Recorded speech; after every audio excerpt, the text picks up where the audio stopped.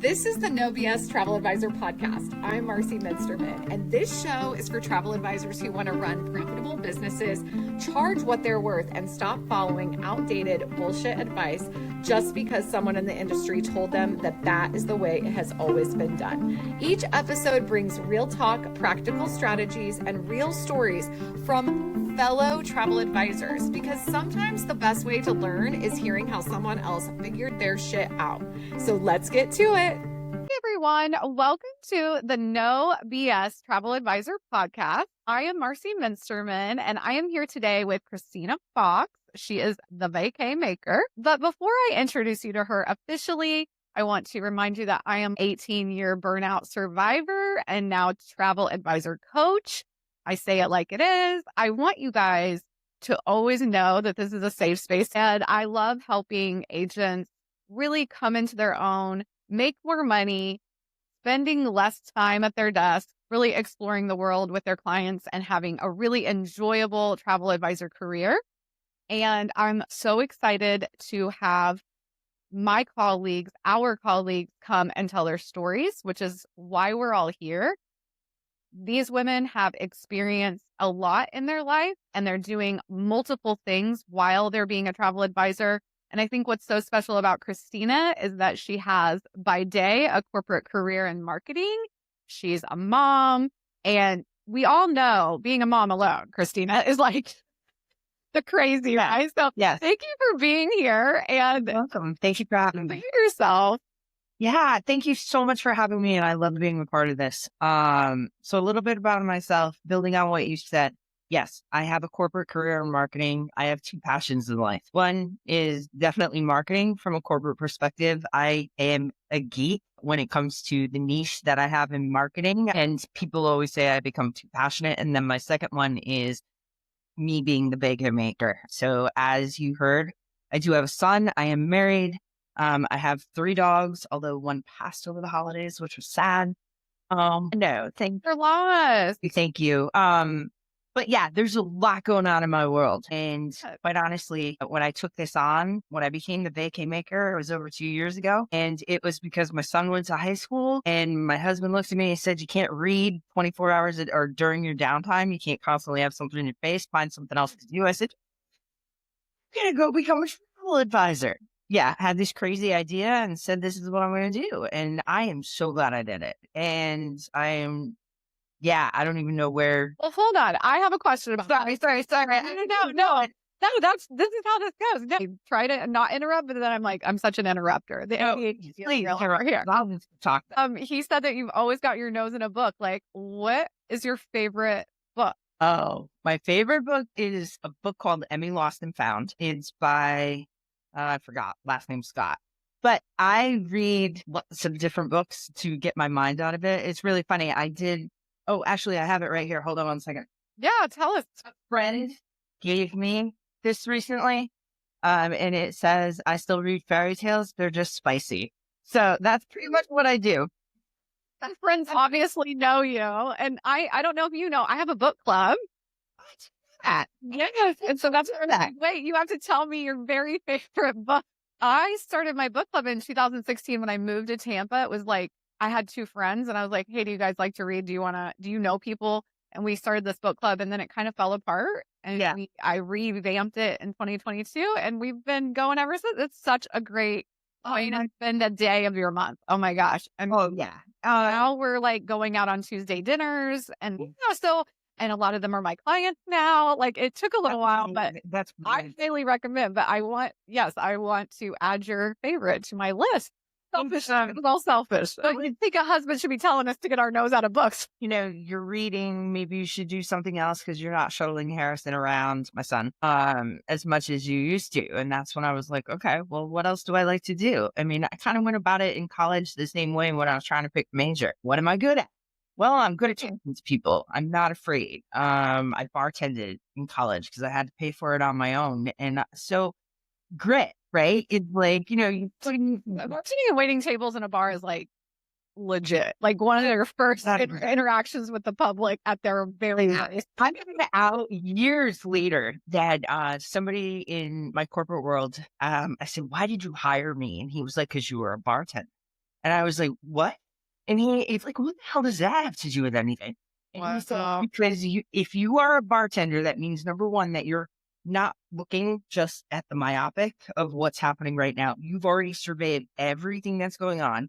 You know how to upsell, because instead of making a drink with just one vodka, you're going to call it Belvedere or Tito's or whatever it is. Absolutely. You're going to ask and you're going to keep pulling it up." And I never thought of that until after they said it. And I'm like, you know what? You're absolutely right. You know, Bartenders are really good salespeople. And I talk about that a lot when I'm just casually talking about sales, because I feel like I've been a salesperson since I was 7, but one of my favorite jobs was waiting tables and bartending, because I like, people would be like, "How much is the drink?" And I'm like, "Well, it's $9 plus $2 tip." And people were like, "What?" And I was like, "I walked all the way over here to get this for you." So I've earned it. but see, that's also unabashed, right? It's also the personality, because it gives people an insight into who you are. It gives them something to talk about. By you saying it, some people may be offended by it, but others look at it like somebody like me. I look at it and go, "No, that's her key point of difference. She just set herself apart from that one. I'm going to give her that $2 because she did do it." Right. And, that's just kind of who I am. I mean, I walked around over the holidays in Jamaica. It was Christmas. I wore my hat in my bathing suit, and I had it on from the plane ride from New York to the next day when the Grinch was on the beach. Like, I just am who I am. And my 15-year-old son is like, "Hey, Mom, why does everybody know your name?" And I'm like, "Oh, I think I had a drink with them in the bar." And, it's just, I love this. I love this. So where did you go in Jamaica? Was it Montego Bay, Negril? Where did you go?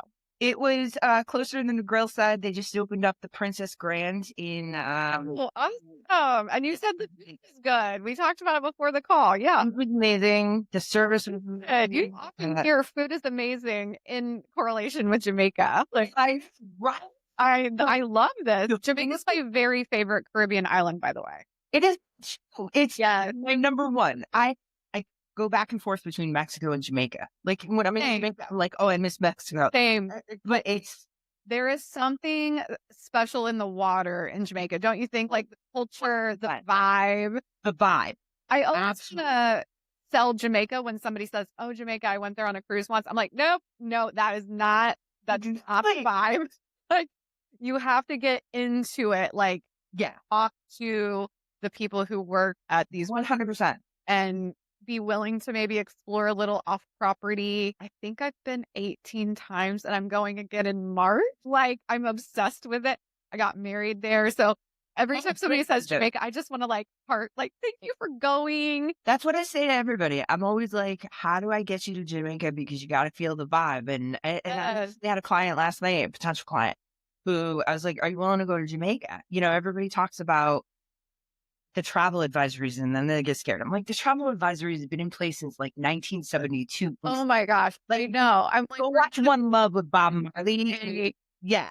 Not sending you into the woods on the east side of the island. Like, I love it too. Like, every time, it doesn't matter what time of day it is. It doesn't matter where I'm going. Bob Marley is playing on every single station. And if you understand that vibe at all, I feel like you can definitely embrace Jamaican culture. I also love to talk about when it comes to Jamaica, and I know we're on like a world. But what I love to share with clients is that, and I share this with agents who are like, "Oh, I don't sell Jamaica." People complain about service specifically on TripAdvisor. Well, they were not properly prepared for island time. These people are not trying to make your service experience bad. They're just wanting you to embrace their version of chilling the fuck out, because their version is so extreme from an American version of chilling out. And it's not bad service. They're just not going to run around like a chicken with their head cut off. They're just not going to do it. It's not because they don't care about you or care about your experience. Exactly. I mean, their whole vibe is about relaxation. Take it easy. I mean, think of the words of Bob Marley, right? You don't even have to be smoking to figure it out. It's a total 100%. vibe of like, just relax, just chill, and respect, right? Respect is the big one there. And if you don't respect them when you walk into their culture, you're not going to get the service that you're looking for. I get amazing service when I go. I said, I have no doubt. Not to mention, you have been a bartender. You know how hard these jobs are. With all these Americans demanding drinks at like a high rate of speed. I asked some beach attendant. I thought, I'm an idiot. I thought the beach table that was on the other side was really heavy. Otherwise, I would have picked it up myself. And he was over there, and I was like, would you getting that and bringing it over? And he did. I still thought it was heavy, but I gave him a couple of bucks, right? Because it's a couple bucks. And he was like, respect, respect. And so, yeah, I have respect for you. I realized that it was light as a feather and I'm an idiot and could have picked it up myself. You're on vacation and we didn't I mind systems, so it's a good relationship from the jump. I always tell people just give Jamaica a chance because it is some of the most beautiful weather all year. There's very rarely, even in hurricane season, they typically have pretty decent weather. And the sunsets from Montego Bay to Negril are just, I'm getting goosebumps thinking about it. Like, I can't wait to take my mom in March. Oh, I'm so jealous you got to go over Christmas because I guarantee that weather was banging. It was good, but it was good. I mean, not a bad way to spend Christmas. I love that. I'm really excited to talk to you about how balancing corporate America and being a travel advisor, what does that really look like? Because you love your job. You're not, I mean, are you trying to get out? I don't think you are. So you're like, I'm not. But yeah, so the balance I owe to you. And I'm not just saying that. So whoever's listening, it's not because I'm like, hey, Marcie's paying me. It's just respect. When I first started this 2 years ago, I didn't come out saying, okay, I'm going to make money. I'm going to become a travel advisor. This is what I'm going to do. First of all, I had a peer who's already a travel advisor. Hey, Michelle, who actually told me, Kristina, it's not going to ramp up for at least 3 years. Love a realist because it does take about 3 years. So then I started getting into it and I was like, okay, well, I can in corporate America. This is what I do, as you've said, and I keep repeating myself, sorry, but I can make you drink creamers because I work on coffee creamers and water and coffee. But I'm like, I can sell this to you. But the way that I do it, what I've quickly learned is not how you work within the travel industry.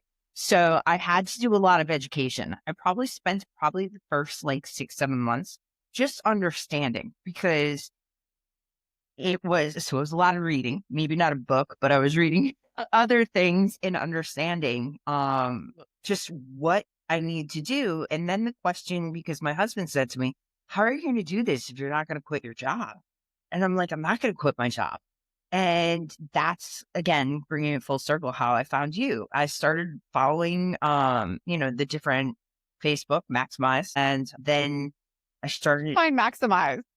I'm always curious because I feel like the way people find me is obviously now Facebook suggests me, which is fantastic. Thank you, Facebook. But like in the early days, like 500 people in there wasn't. But I feel like you've been there a long time, Kristina, like almost the whole time I've been there. Yeah. 100%. It's only a 2-year-old group. I just search words, Google. I was just trying to figure out. You've been on Facebook, y'all. Listen to what I say. Yes. Like I started looking at words and then I started pulling them apart and saying, okay, well, here's what do I have to do to be a TA? What do I have to do for here? And I just started pulling it apart. And then I just watched. There's a lot of us. I was not as vocal as you can sit and have a conversation with me like this or be in a bar with me and I'll talk till the end of the day. But when it became to social, I wasn't that into it because I was like, I followed because I had to with my job. Yeah. So I watched, I stalked, I looked, I understood. And then I was like, okay. And then I put the toe in the water and bought the Facebook course. And I was like, interesting. I feel like when you purchased though, you came out like you were all over the Facebook group. Oh yeah. Like that exclusive group. For those of you who don't know, I have an exclusive group for each of my courses and the Facebook one is probably the most active now. It has the most clients in it, but You were right out there right from the beginning. I remember. And, I watched it and I embraced it and I was like, okay, this is my tribe. This is like who I am because I'm no bullshit either. I can't fake it ever. Like if you know me just on a daily basis, I can't lie. I try, but like not really. But you know what I'm saying is like you try to not do something and people just read it on my face and I sat it. And so I came out, I embraced it and I was like, yeah, all right, this is my tribe. And then I elevated, right? And I went to the next course and I was like, okay, I'm going to propose to close because at that point I only had like 2 clients, 3. One of them was my husband. So it was like, okay. Sometimes our husbands are our worst clients. So I think it's a good training wheel situation. Then I was like, all right, I have to go to propose to close. But I jumped all in on the Facebook groups and I really follow it to this day. While I still use your Trello board, I still use Excel mostly. That's all right. I'm a visual put person. it back in because I was like, oh, this was very helpful. And I was looking at it in a different perspective, but I'm glad they're both in there. But I do see on your form that you did have a hesitation on the price point. Can you tell me a little bit more about how that kind of held you back a little? And then because you said that you bought a lot of stuff during your training days, like weren't really sure about. Yeah. There were quite a few things, when you come into this and you're investing in, you're like, okay, where do I put the investment? I mean, the Facebook group was the first investment I made. The second investment was proposed to close. Then I started adding Canva, and then I went to Canva Pro. I started off on a trial. I went to Canva Pro. Then I love Canva, by the way. I think it's oh my gosh. I'm obsessed with it. I wish I wasn't. It's always on like multiple tabs. Yeah, exactly. I was messing around in there. It was what really put me is commission with comma because I did end up buying it. Yeah. So I was like, okay, I need to take a step back. And then I had FOMO.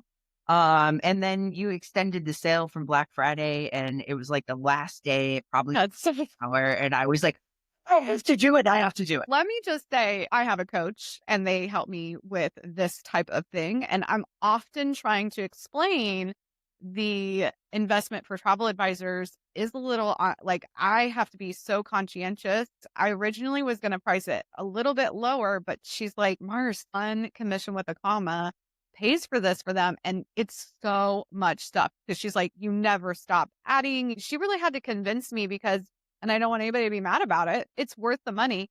But I think I am always thinking, what did it look like for me when I was a new advisor? And I did not have any income coming in. And I think there's just so much to be said for charging a fee so that you can actually start investing in your business sooner. But also, I had wished somebody had told me 18 years ago that I needed $5,000 to $10,000.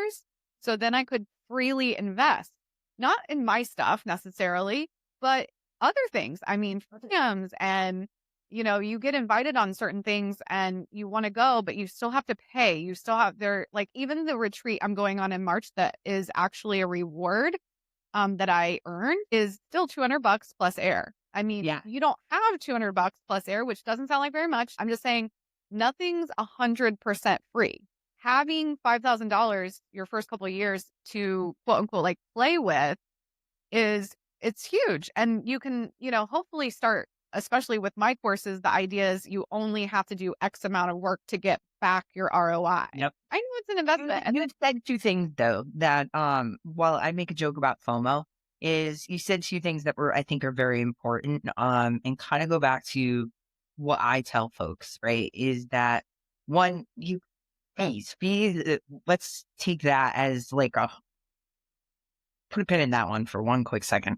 But the other part is just listening to others and believing in what you're offering, right? And I think that's something that not just you, but what I've read and educated myself on, and quite honestly, personally, I think by becoming a travel advisor, I've come out of my shell. I've believed in myself so much. And I think anyone out there, number one takeaway, believe in yourself. Because if you don't believe in yourself, you're not going to get very far on this. And take it slow. Don't expect that you're going to become a sensation overnight or that super successful, because you have to learn to be trusted. You have to learn to have that respect that we were talking about, like in the Jamaican culture. I mean, think about it. It really is a great foundation. If you don't have the respect or the belief in yourself, you're not going to make it anywhere. Fees. 100%.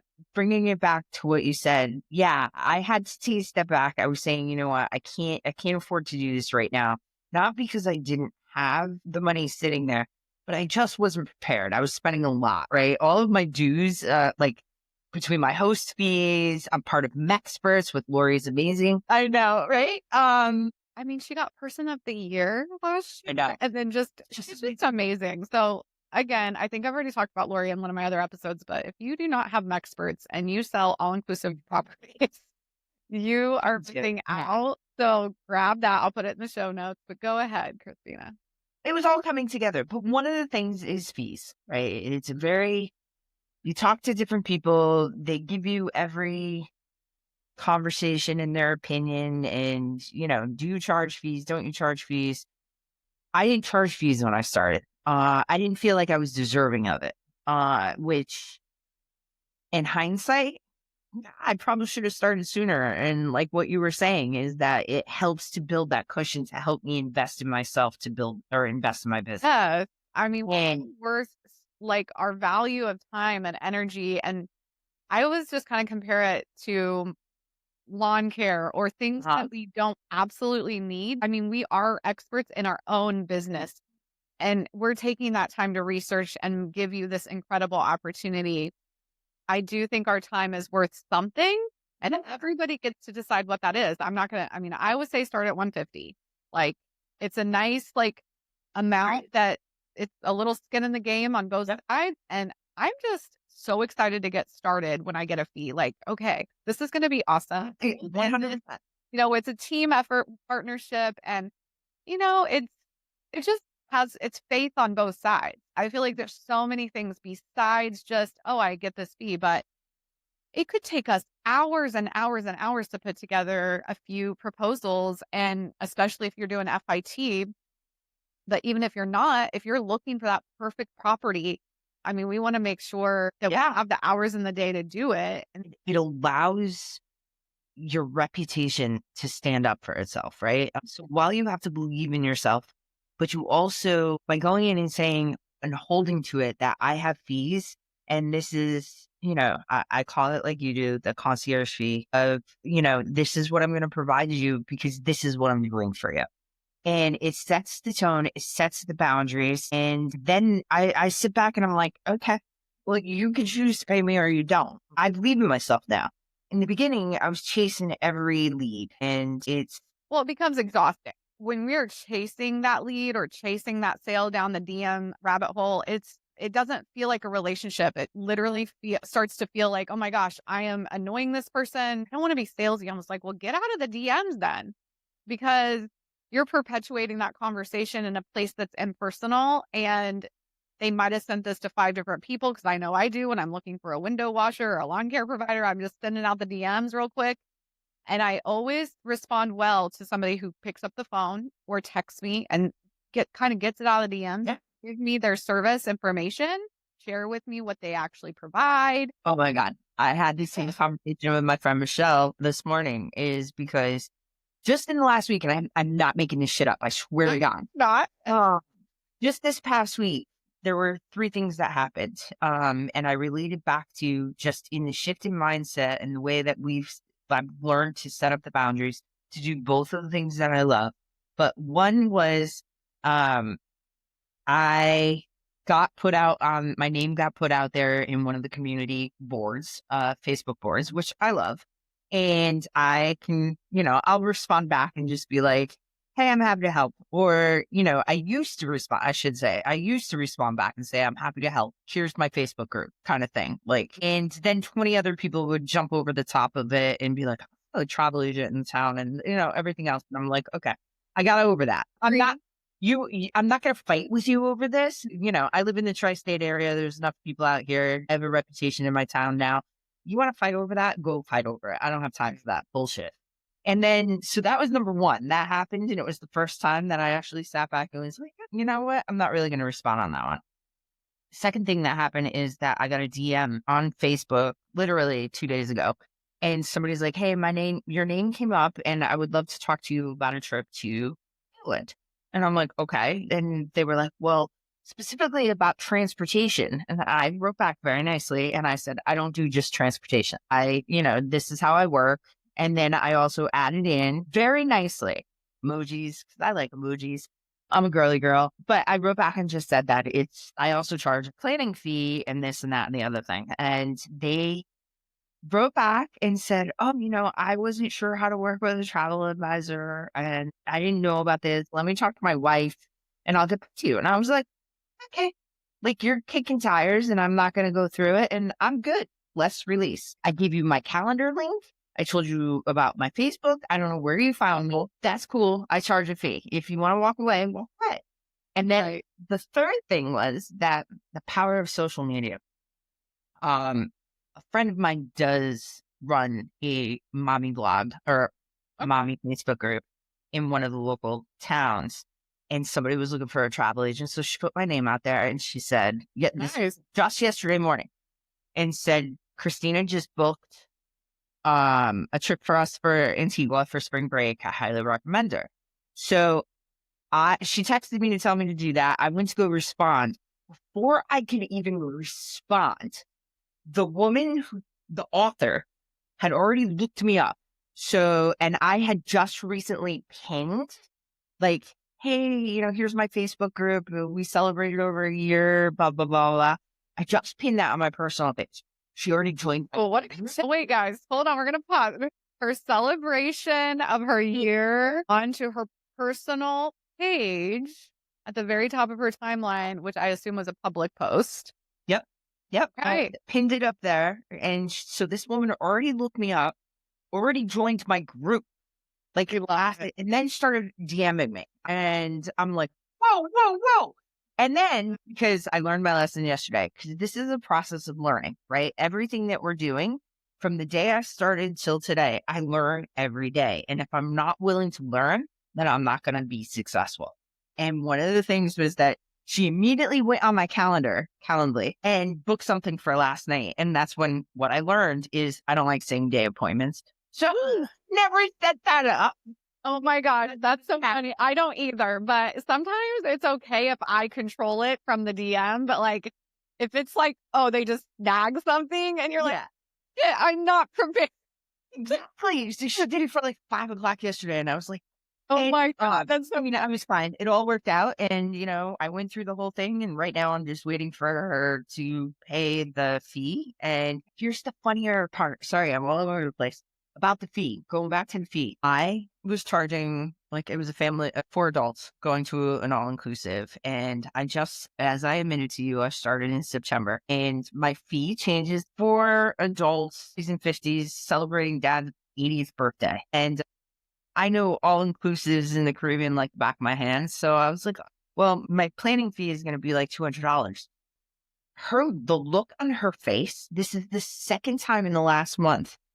I was like, okay, the look was, she goes, that's it?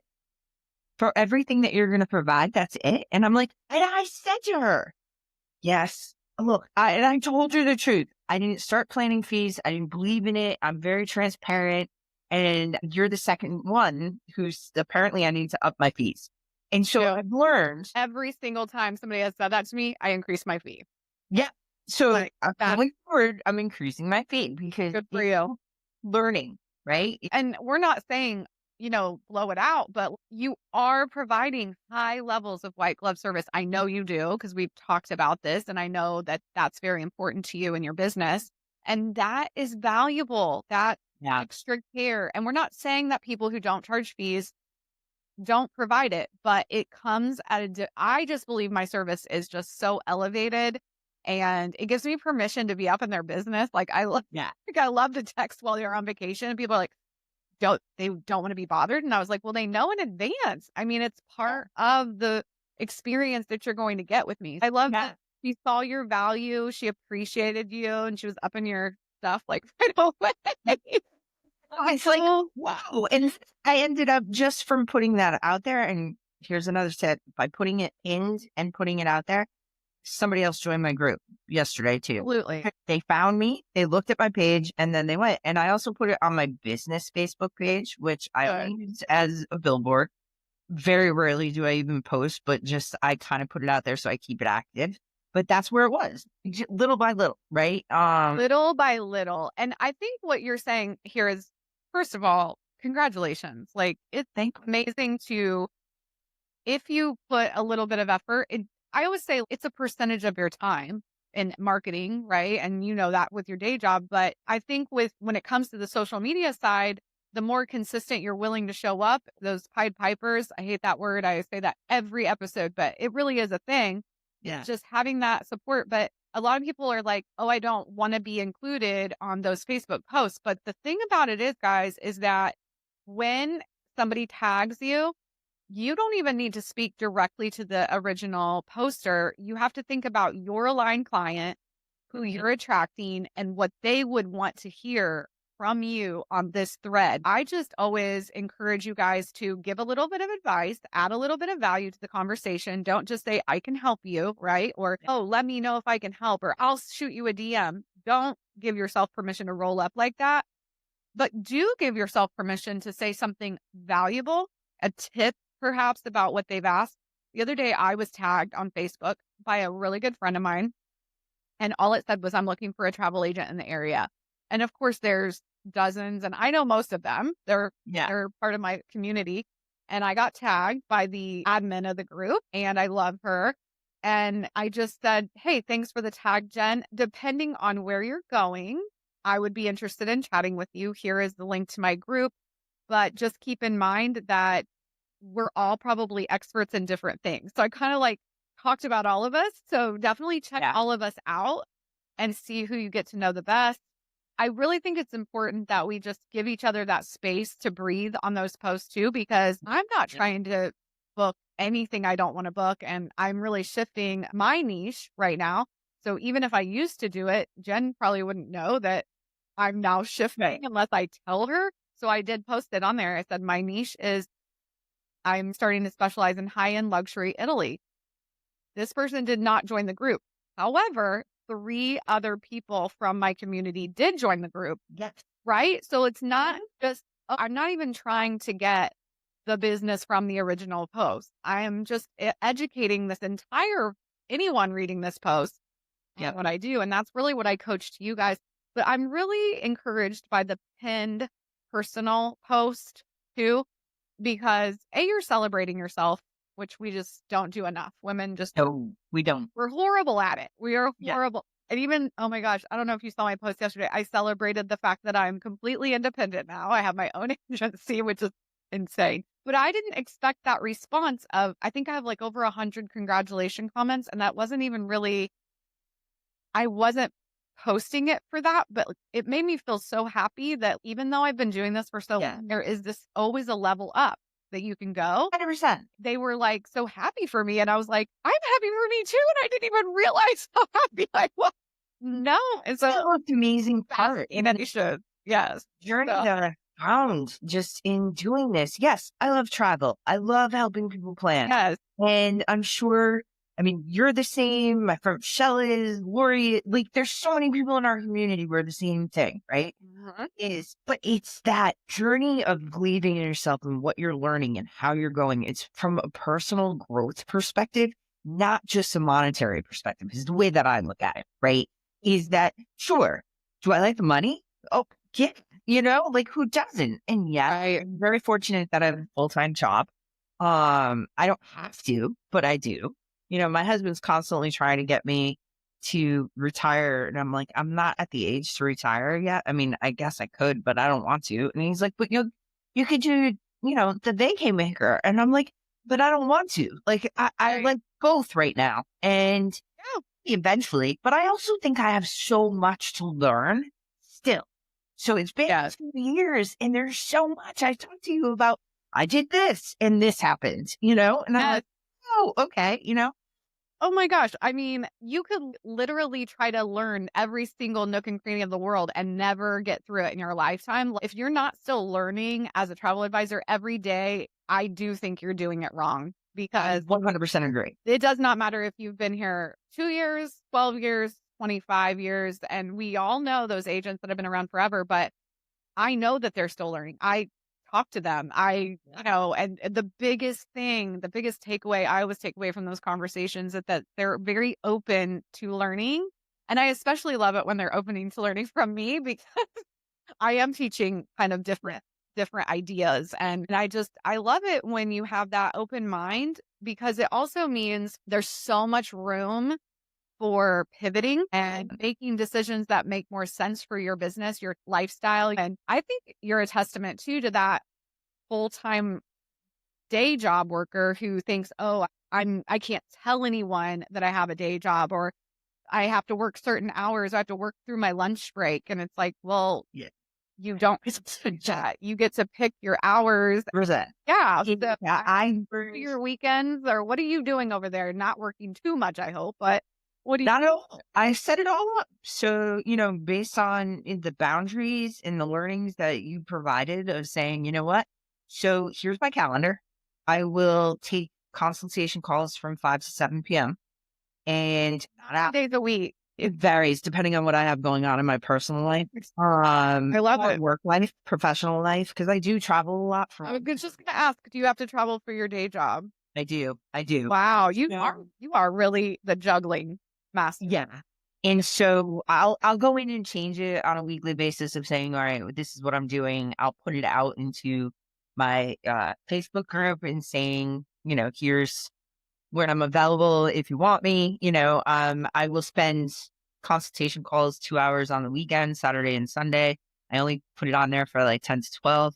And then I'll probably spend, I think all in all, it's about 15 to 20 hours that I'll spend on the Vacay Maker versus what I do during the week, which seems like a lot. I mean, it's a part-time job, but I spend a lot on social media, which probably I shouldn't spend as much time as I do, but I get caught up in that Canva, but I think I'm getting better at it. That's, I'm learning. In the beginning, I was like, my God.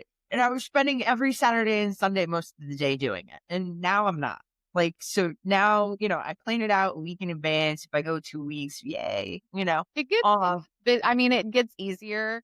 And then there's going to be those times when it's the holidays, or I have or I have something difficult going on at home, or the distractions of life. But what I love about Facebook groups, especially, is that you can come back to it whenever you want. You can take a break if you absolutely need a break. We talk about this in the group all the time because people get burnt out. But I do think those first 30 to 60 days of consistency is so key to the long-term ability to then scale, right? I only post maybe once or twice a day now at the very most, when I when I encourage you guys to do a little bit more in the early days. But I think it's because I have a reputation. I know I'm there now, but it takes a while to build that trust that you are still doing this, right? Unless you are showing up a very consistent way. And you can't just set something and release it, right? So even if I'm planning by Sunday, I have my scheduled posts all week, but I'm constantly going in the morning while I'm sitting in bed having coffee and going, this is going to move here and this is going to go here, or I need to add this, or, and I chime in, because you just can't set and release it. Because if you are, and this goes with marketing in the corporate America too, is know your audience, man. Know your audience. So if you have something going on, the death of President Carter, if that's important to you and your people, acknowledge it. The fires in California that were going on right now, I didn't have anything, but this morning I posted about it. I moved everything that I had going on, because I was like, you know what? My heart goes out to here. And I did the quick Google research and said, here are the verified donations. For those people who want to make donations, here are verified donations. I love that you did that, and that I think being compassionate too is a huge piece of who we are as travel advisors. That's affecting a community that some of us are experts in, some of us live there. How is this really affecting travel right now? Because I imagine there is probably a domino effect with airlines and changing of plans, and it's not getting better as of the recording of this. We're right in the thick of it. So those Santa Ana winds are insane right now. hurricane, it's giving me total PTSD from the hurricane, because when you're waiting for something, even though you can see it and you know it's coming, it's like that kind of level of stress is so intense. I was texting one of our travel peers who I've become friends with, who actually lives in California. Last night, it was like 10 o'clock here. I'm like, are you okay? I need to know you're okay. He's like, I'm fine. I live like 10 miles away. But, the shifting of winds, I have no idea. In the world today, it's kind of like everybody I tell when I sell them the travel insurance. Hey, I get it. It's optional. You choose what you want. I highly recommend it, because in today's world, I don't trust a fucking thing. I don't trust Exactly. The world is literally on fire. So we have to really make sure we're protecting ourselves. So do you sell a lot of insurance? I do. Every single Good. time. I had a client just in September that I sent to Iceland, who I told them, here's what I recommend from an insurance. And she's a lawyer, and she was pushing really hard, saying that's a lot of money. And I said, well, yes, it is. But let me ask you this. If you go over to Iceland and the volcano, and it happened a week later, but the volcano blows up and they shut down the Blue Lagoon that you were planning on your bucket list to go to, and you spent all this money, how are you going to feel? Like, you need to invest to make yourself, like, prepare yourself for anything that could possibly go wrong. Illness or this, that. You never know. You just don't know. And I think Have had need to use their insurance on illness, or just even myself having to use insurance there when my dad passed. I was supposed to be on a cruise 2 days later, and I have never had that high of a claim. And just to be able to get, I think I got all of it. I don't even remember what I paid, but it was a lot of money.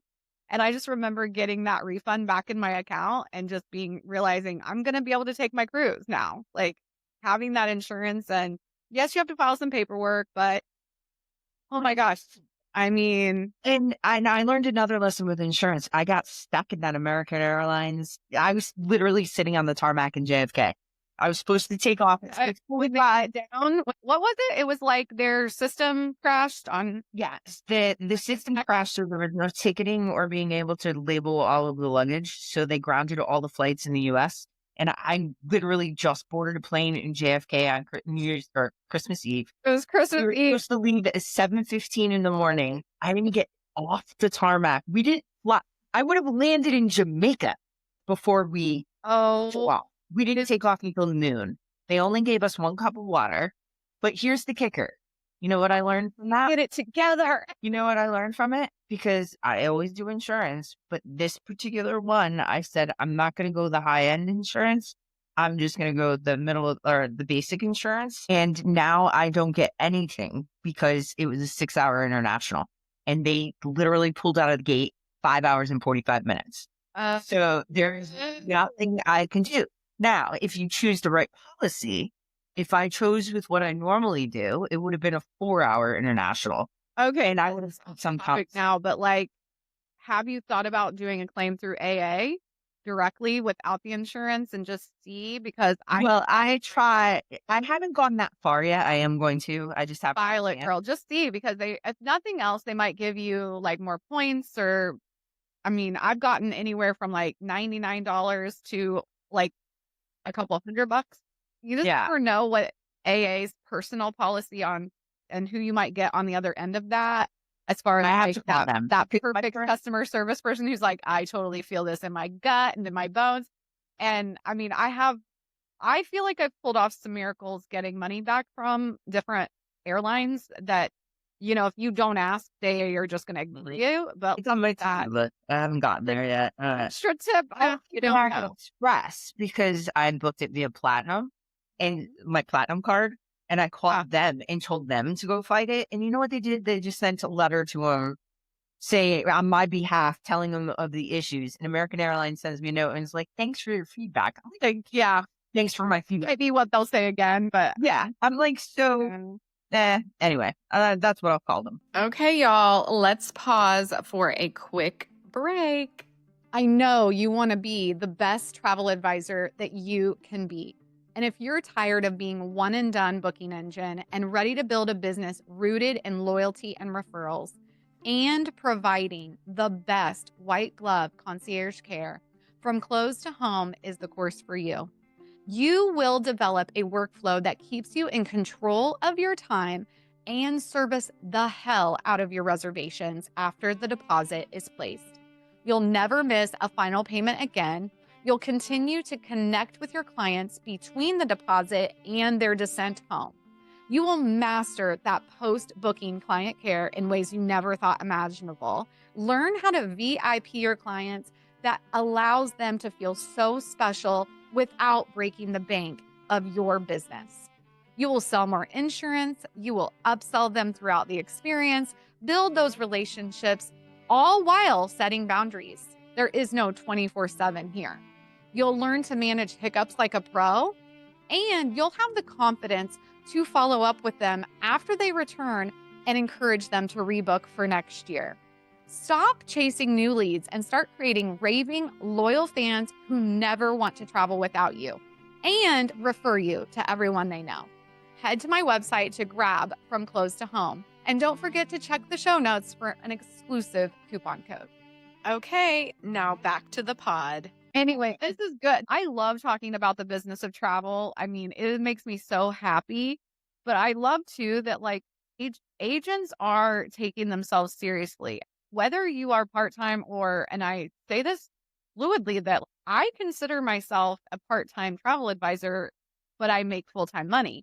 And I think like that's really what I want people to realize is you do not have to work 40, 60, 80 hours a week to have a full-time income as a travel advisor, depending on your own needs. Obviously, if you want to make $200,000, which I found out a lot of y'all do, you do have to work more than say somebody that is only working 15 hours and it's a supplemental income.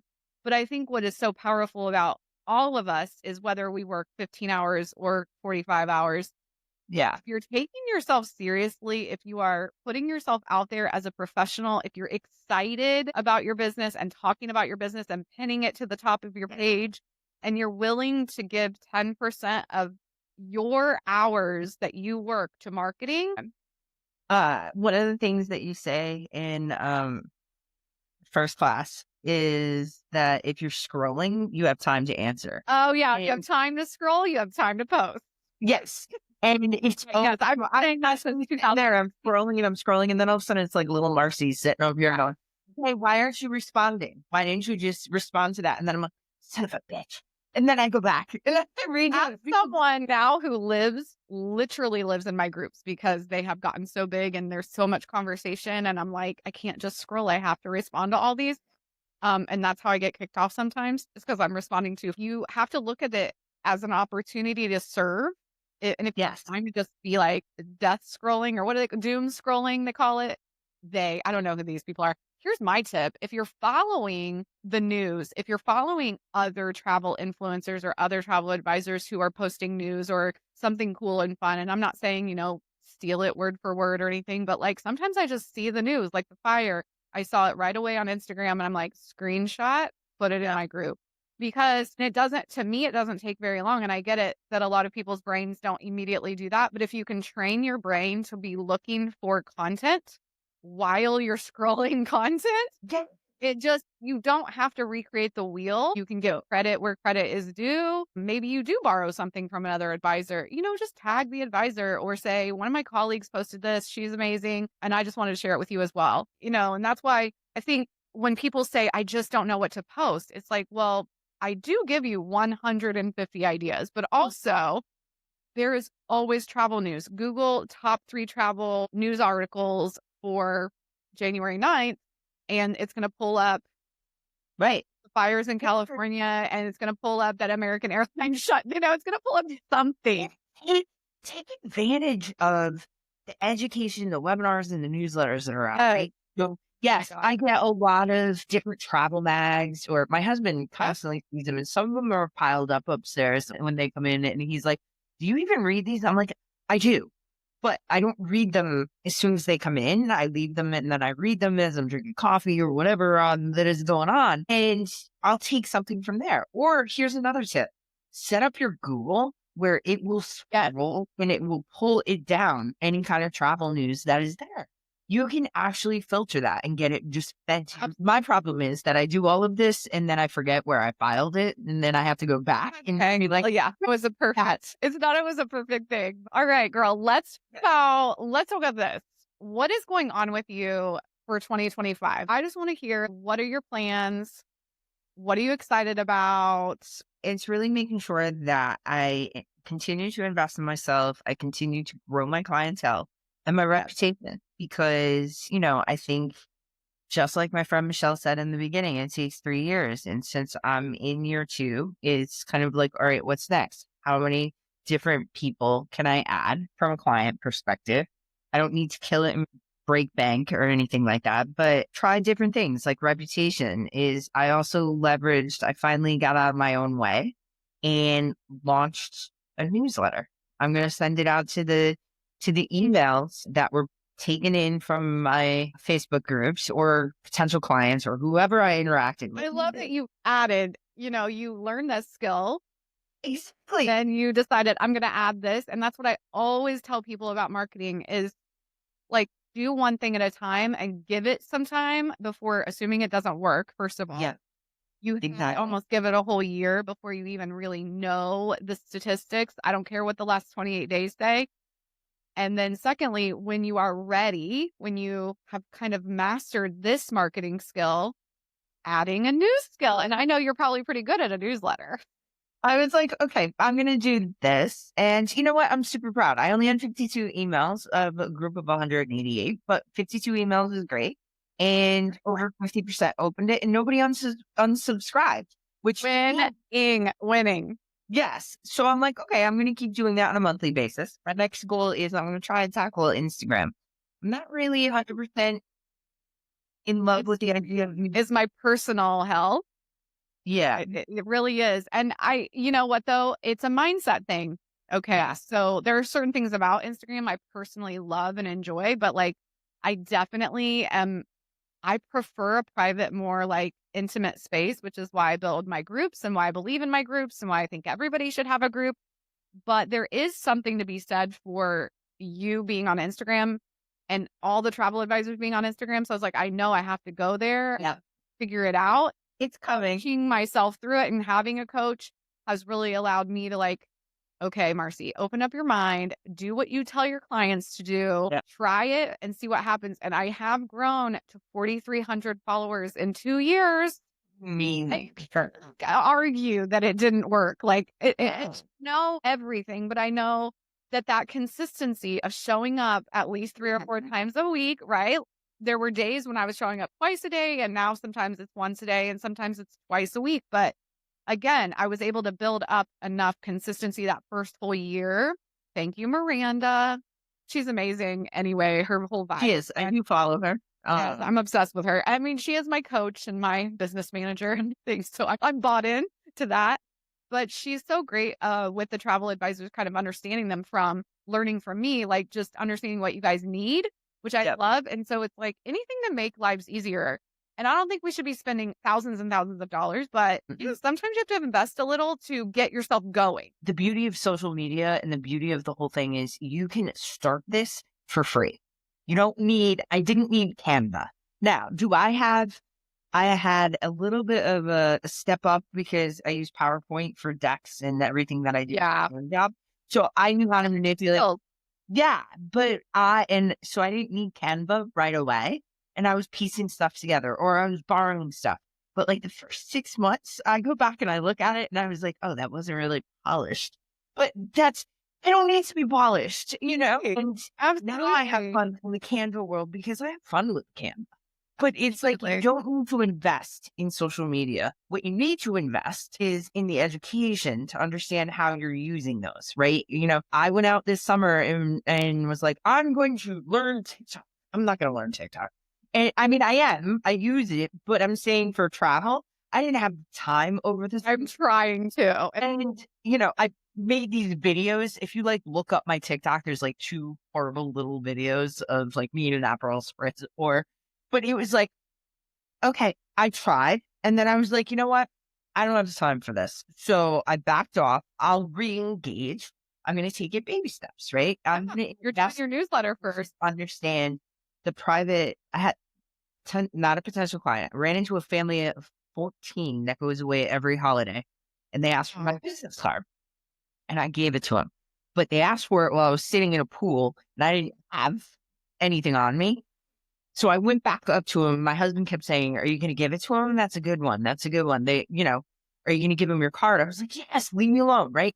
And I ended up giving it to him. And I was like, "I have a private Facebook group." She goes, "Oh, I really only do Instagram." And I said, "I'm on Instagram, but I don't invest a lot of time in it because it's not private. So if you want everyone to know where you're going away for 2 weeks every Christmas and everything else, okay. I mean, I'm going to be out there, but this is why I do Facebook." And I felt confident in the way I was saying it, and she appreciated it and respected it. Now, whether or not she ever calls me, I have no idea. Or whether or not she looks at me on Instagram or eventually finds me on Facebook, don't know. I said it earlier. Know your audience. Instagram is a different audience and a different mindset than when you're using Facebook groups. I mean, it's vision boards. So Yes. It's a lot. I love it though. I mean, I like to be on it. That's why I always had to tell myself, if you have time to scroll, you have time to create something here too. I want people to go away from each one inspired to do something that they don't have to pay for to do, but that could change their business almost immediately if they started it. So what are your top 3 tips in that arena? top 3 tips is definitely think about leveraging those emails, right? So when you get the email list, like I said, it took me over a year to finally sit down and put it into an Excel document. Now, do you have like a freebie on your website, or are you just collecting them in your Facebook group? I'm just collecting them in my Facebook group. Perfect. I haven't gotten that far. I've put in the freebie. That's okay. my 5 goal. I was just clarifying. We know what that vision looks like. The email, there are so many email platforms out there, whether you're using CRM or whatever. I found sender.net. It's free and it has pretty much everything. I did the research to understand it, but it's something simple. You don't have to keep up with it every single week. You don't have to make that commitment. You can make it quarterly, you can make it monthly, but I think that's something to get yourself out there and share something with your community. And it's free. The second one that is free, and you've heard me say it in this podcast before, is education. There are so many opportunities, whether it's the Jamaican Tourism Board, the Maldives, wherever it is that you want to. Yeah. I became a Maldives certified expert because I had a lot of people who were interested in it, and I personally was interested. I'm a diver, a scuba diver. So I'm personally interested in doing that. And so I went out and just invested in it. The only thing you're spending on is time. Now you can go and have a conversation, an educated discussion with your potential clients or just having drinks with friends. Insane. And I think people forget they exist. I actually was just talking to Wendy Bartley about this on her pod. It's like the very first place I go when I'm trying to learn something brand new about a destination. There's a tourism board for almost every state. You can go to any province in Canada to their tourism board, to any Caribbean island, there's a tourism board, and learn stuff straight from usually it's run by the government or some version of a marketing person that they've hired to, get their information out there. So I love that. And a lot of the time, if you sign up, like with Jamaica, I don't know if you know this, the Love Jamaica website is the tourism board. And if you register all your bookings, you can earn bonuses, free stays. You can get a discount on Club Mo Bay. There's all kinds of, if you become a Jamaica certified agent through the tourism board. You have to take advantage. The last part is just remember, you're not going to know it right out of the gate when you're going into it is from a financial perspective. We talked a lot about having the nest egg to help invest in yourself and your business. Go out and take advantage of those free checking accounts. Make sure that your business is separate. And I see that from a personal place because I didn't when I first came out of the gate because I was doing such little. I wasn't making a ton of commission and anything. So I kept it personal. I just had it flow into my personal checking. And it wasn't until the back half of 2024 that I was like, how am I doing? And I really need to pull it apart. And, that's kind of, don't feel like, oh my gosh, you have to go big when you're coming out of the gate, but take advantage of those free checking accounts. Take advantage of whatever it is financially, the free advice. I'm in the travel agents, tax advisors group on it, probably that name. But, Yeah. you know what? I've learned so Yeah. much. You know, take advantage of that because you need to not think about what's just happening now. You got to think about what's happening in a year or two from now. Because Right. if that fam shows up or that opportunity, like you said, you want to be able to have that money and then cash and then take it. I look at so many of the Facebook groups and so many people beat themselves up for everything. And I'm like, just stop. Just stop. It's not If you're in a learning mode, there's no possible way we could know everything. right. Okay. So we did the tips. Did we do all three? Yes. Yes. Financial education newsletter. Yes. Those are Perfect. And then what's your personal, like controversial, unpopular travel advisor opinion? it's really, I think you refer to it as scarcity mindset, right? Is that you don't have to chase down every single lead. You don't have to feel like if you don't want something or you don't work in it. I don't work in cruises. I don't book cruises. Right. And it's okay for me to then say, I don't work in that. And, you know, some people have a completely different mindset than that. Some people feel like, okay, I have to go and that was offered to you. And oh my God, I can make a commission on it and I have to go track it down. That's cool. If that's the way that you want to go for it. It's not who I am. I don't know enough about it. Have I been on a million cruises? Sure. But I also don't care. Let's be honest. I don't give a shit about cruises just because that's just not who I am, right? It doesn't And mean thank that. goodness, because the guest I had before this, that's all she loves to do. And Good. she doesn't want to do a lot of other shit. I will give her every cruise that I get. Like, I can't. That's, No. there's so much business. There's so many travel options. If you have an abundant mindset, the shift of that, there is something out there waiting for you when you do say no to the thing that doesn't serve Yep. you. And you don't go to a heart surgeon for a podiatry situation. Like you don't roll up on Starbucks and order a Big Mac. They do similar things, right? It's the fast food, Right. the overhead of that is fast food. I was just trying to say, like, I don't do this. I don't go to these places and expect them to give me something just because it's in the general vicinity of what they do, but it's not Right. what they do, right? And Yep. I think about this all the time. We're just not asking people to do things that they don't want to do. There's so many billions of people. There's no possible way we could all serve them. Mm-hmm. But if you niche down and become very well known for something, you're more likely to make more money doing it because you become somebody that just is a badass at that. Like, Yes. I have friends who are badasses at selling Virgin Voyages. And I think if I ever wanted to go on one, I would call them. I would just be like, hey, I need help with this. You have to teach me which one I need. I'll book it with you because that's giving them the opportunity to do what they're great at. I love that non-popular opinion. Yeah. I love it. I think people do get scared though. They're like nervous. Like if I say no, will it hurt me or will they be mad at me or will they come back? Will they Right. you lose a potential client? Now, I mean, when I had the person in town who gave me a call, she's like, I want to go on a Mediterranean cruise. And I was like, Erin, I appreciate you calling me. I'm flattered that you called me. I don't do cruises. Let me reach out to a colleague and give you the name.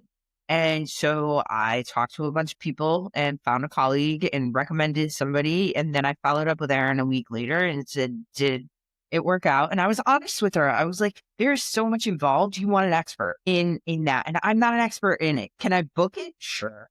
But I'm not going to save you money. I'm not going to give you tips. I think that actually was a testament to my personality and my reputation by saying, you know what? I'm not an expert in that. And you need an expert in that. And that is she going to come back to me? I, in my gut, believe that, and she even said it. She's like, well, I'm sure, I'm going to be planning other vacations in the next year. Yes. And do I think she'll call me? Sure, I do. I absolutely do because she learned to trust me. And if I said no, that's okay. You were like, let me hook you up with somebody that's amazing at this. And when you're ready to go to Jamaica, I would love to be able to assist you. Exactly. That's the other thing. Like, make sure they do know what you sell and what you're an expert at because you do want the business. We're not saying that. It's just doing something that you don't know how to do is also doing them a bigger disservice. And yes, you can learn. A disservice to yourself. But yeah. Because you're going to spend so much time trying to get something done. And it's just you're just going to pull your hair out and it's not worth it.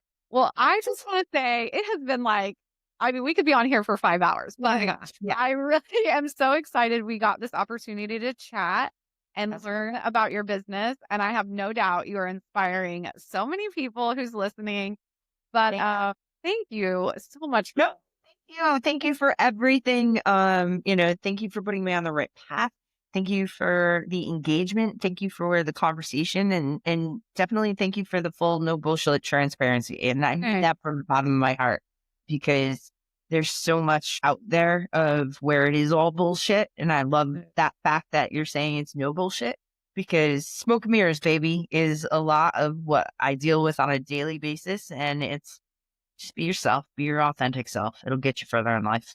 Thank you. All right. Thank you so much, Marcie. That's a wrap on today's episode, friend. Thanks for hanging out with me again on the No BS Travel Advisor podcast. I hope you're leaving this episode feeling fired up, inspired, and ready to take back control of your business.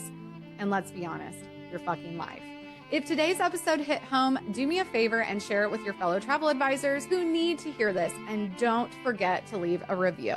Your support means the world and helps me reach more badass advisors like you. And hey, if you've got a story to share or some no BS advice of your own, you've taken a course or two of mine, maybe you've been a coaching client, I want to hear from you. Head to my website to apply to be a guest. I'd love to feature you on an upcoming episode. Until then, you fucking got this. Keep being bold, keep being unapologetic, and keep building the business you fucking deserve. This is Marcie Muensterman signing off with zero fluff and a whole lot of heart.